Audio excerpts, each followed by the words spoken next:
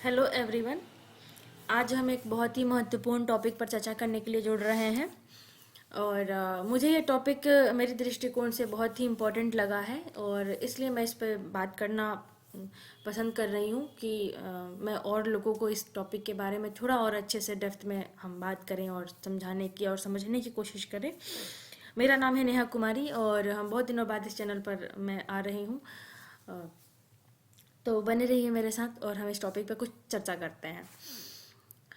पहली चीज़ कि ये है क्या चीज़, ग्लोबल हंगर इंडेक्स होता क्या है। ये एक ग्लोबली एक नेशनल इंटरनेशनल लेवल पर एक ऐसा पैरामीटर है जिसके थ्रू हम अलग अलग कंट्रीज़ का हम चेक करते हैं कि उस कंट्रीज़ में जो भुखमरी का, सीधी भाषा में बात करें तो भुखमरी का, वैश्विक भुखमरी का किस देश में क्या रेशियो है। और इसलिए छोटा सा मैं डेफिनेशन भी लेकर के आई हूँ कि ग्लोबल हंगर इंडेक्स क्या होता है। तो ये एक टूल है जिसका उद्देश्य है वैश्विक, क्षेत्रीय और राष्ट्रीय स्तर पर भूख को मापन और ट्रैक करना। ये विभिन्न कारकों को मध्यस्थ करने वाला एक बहुमितीय मूल्यांकन प्रदान करता है जो भोजन असुरक्षा और कुपोषण के योगदान करते हैं।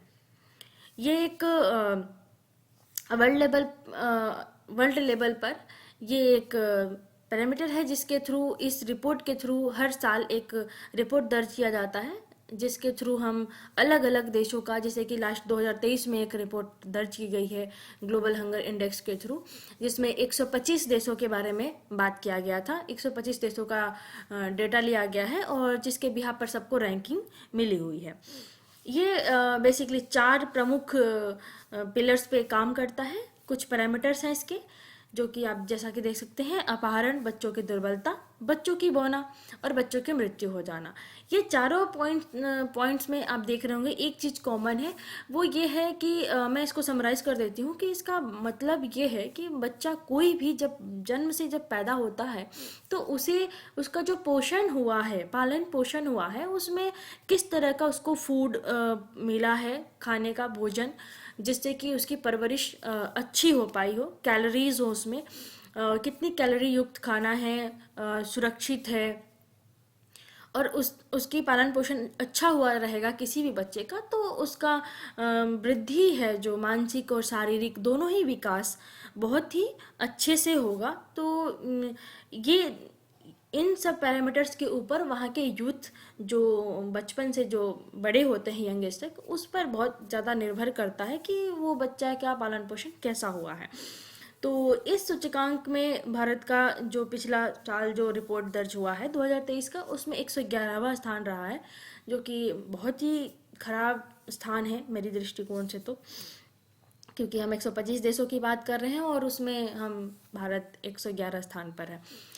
ये जो हम जिसके बारे में बात कर रहे हैं, जीएचआई, ये फर्स्ट टाइम पब्लिश हुआ था 2006 में, और international food policy research institute and wealth fair के अकॉर्डिंग उसके द्वारा ये प्रस्तावित किया गया था, जिसके थ्रू हम वर्ल्ड लेवल पर सारी कंट्रीज़ के बारे में जान सकते हैं। आइए मैं एक आपको टेबल के थ्रू थोड़ा सा समझने की कोशिश करते हैं।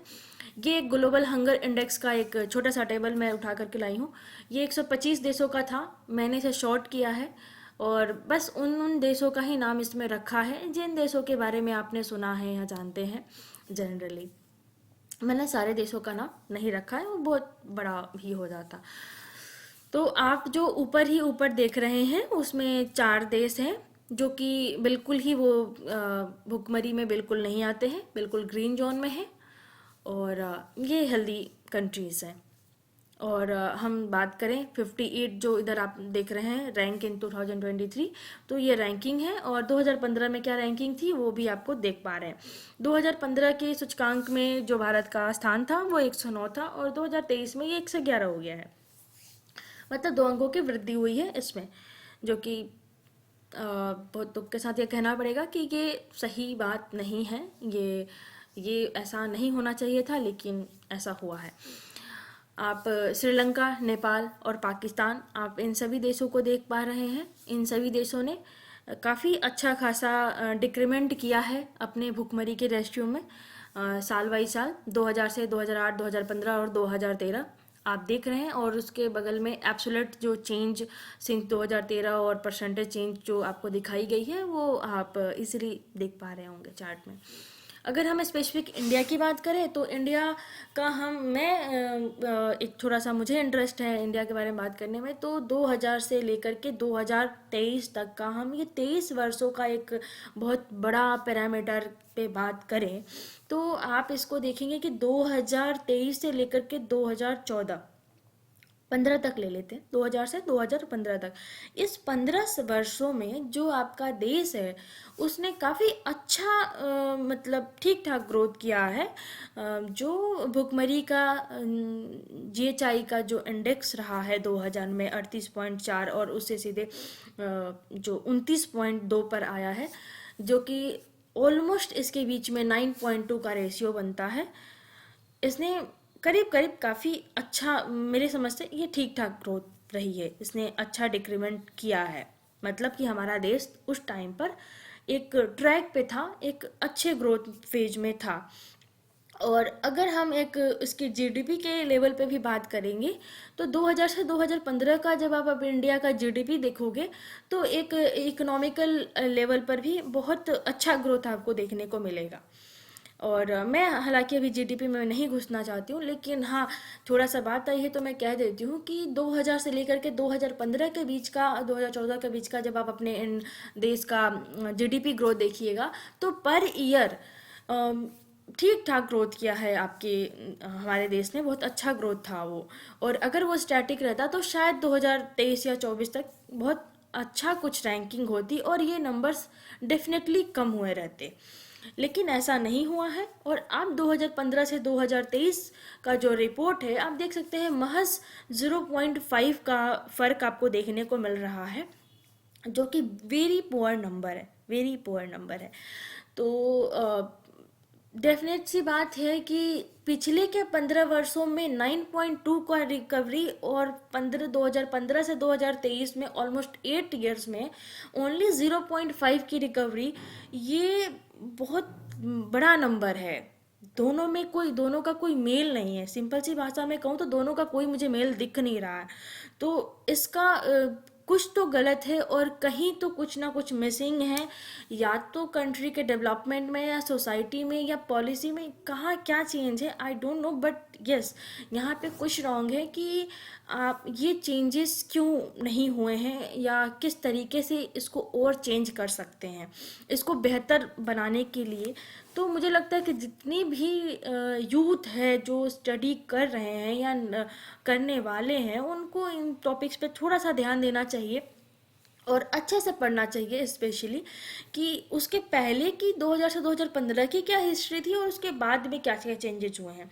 ये हम आई थिंक जो भी इकोनॉमिक से रिलेटेड चीज़ें हैं, बजट्स वगैरह और सारी चीज़ें हम पढ़ेंगे डिटेल में तो हमें क्लियर हो जाएगा कुछ कुछ कि चल क्या रहा है यहाँ पर। मेरा बस बेसिक मुद्दा ये था कि हर किसी को जो जानना चाहता है, थोड़ा सा इंटरेस्टेड है अपने सोसाइटी और अपने कंट्री के बारे में, आप जहाँ पे रहते हैं, जिस प्रदेश में रहते हैं, वहाँ के बारे में हमें जानना भी चाहिए कि वहाँ पर क्या चल रहा है और वो देश किस प्रगति के पथ पर है, प्रगति के पथ पर है भी कि नहीं है। हम सिर्फ बातें तो नहीं कर रहे हैं कि हमारा देश वर्ल्ड का लार्जेस्ट इकोनॉमी है, 5वां लार्जेस्ट इकोनॉमी है, डेफिनेटली है, बन चुका है, बट किसी भी देश का ग्रोथ करने के लिए मुझे लगता है कि जो बेसिक नीड है भूख। जब तक किसी भी देश का जीरो लेवल से जो भूखमरी की जो समस्या है वो ख़त्म नहीं होती है, तब तक वो एजुकेशन, वो एक लिटरेसी पर कहें लिटरेट कंट्री नहीं बन पाएगा, क्योंकि सबसे पहली समस्या है भूख। जब तक से वो उससे नहीं उभरेगा तब तक वो उसके आगे के बारे में उसका माइंड उस लेवल से फ्रिक्वेंटली काम नहीं कर पाएगा। हाँ, कुछ प्रतिशत लोग बहुत अच्छा कर रहे हैं, लेकिन कुछ लोग हैं जिनके पास नहीं है सुविधाएं, तो उनके बारे में सोचने की ज़रूरत है, क्योंकि बहुत बड़े स्तर पर उस देश का भी वो एक अभिन्न अंग है। और जब तक उन विषयों पर नहीं ध्यान दिया जाएगा, उनका डेवलपमेंट नहीं होगा, तब तक हमारा समाज और हमारे देश की वृद्धि नहीं हो सकती, ऐसा मैं समझती हूँ। इसलिए मैं इस टॉपिक पर स्पेशली चर्चा करने के लिए बहुत उत्साहित थी और मैंने अपनी बात रखी है। उम्मीद करती हूँ कि आप लोग को भी ये बात थोड़ी बहुत रिलेट कर पाए होंगे और अच्छा लगा होगा। आप एक चार्ट है मेरे पास, आप चाहे तो देख सकते हैं। GDP of India as per year जो ग्रोथ रही है वो आप देख सकते हैं कि ईयर वाइज ईयर्स क्या इंक्रीमेंट रही है। और मैं तो साफ कहूँगी कि आप अपने खुद के सिस्टम पे जाइए और गूगल करके देख लीजिए 2000 से लेकर के 2015 का जीडीपी ग्रोथ जो ऑन एन एवरेज रहा है ऑफ इंडिया, वो अप्रोक्सीमेट बहुत अच्छा रहा है, ठीक ठाक रहा है। 2015 से 2023 के बीच में क्या क्या फ्लक्चुएशंस आई हैं और किन कारणों से हुई हैं, तो अगर आप उस पर दृष्टि अपना डालेंगे तो डेफिनेटली आपको भी ये टॉपिक्स क्लियर होंगे। और मैं उम्मीद करती हूँ कि इस टॉपिक के रिगार्डिंग कुछ चीज़ें बेसिक आपके भी कॉन्सेप्ट्स क्लियर हुए होंगे जो मैंने बात रखी। कि ये मेरा मेन ये है फोकस कि इंडिया का जो ग्रोथ है, हम सिर्फ मुंह से कह रहे हैं कि ग्रोथ हो रहा है, लेकिन वो ग्रोथ अगर है तो इन चार्ट्स में, इन नंबर्स में वो फिगर आउट्स होने चाहिए थे जो कि मुझे नहीं दिखे। और इस वजह से मैं इस टॉपिक को लेकर के प्रस्तुत करने आई कि मैं और लोगों को अवेयर करूं, देखूं कि वो सिर्फ नंबर्स को कहीं करेंट अफेयर से पढ़ करके या कहीं से पढ़ करके माइंड में ना रखें, इन चार्ट्स को जीरो लेवल से देखें कि अगर सचमुच में डेवलपमेंट हो रही है आपके सोसाइटी की, आपके समाज की और आपकी कंट्री की, तो वहाँ पे आपका जो जीएचआई जो इंडेक्स है और जो जीडीपी के रूप में है, वहाँ पर भी वो नंबर्स फ्लैक्चुएट होते हुए दिखने चाहिए थे और दिखने चाहिए, जो कि नहीं दिखे हैं। तो बस आज के लिए इतना ही। उम्मीद करती हूँ कि आप लोगों को ये इन्फॉर्मेशन अच्छी लगी होगी, और अच्छी लगी है तो लाइक कीजिएगा। और अगर कुछ आपके सुझाव हैं, कुछ कमेंट्स हैं, तो आप कमेंट सेक्शन में डाल सकते हैं। Thank you so much.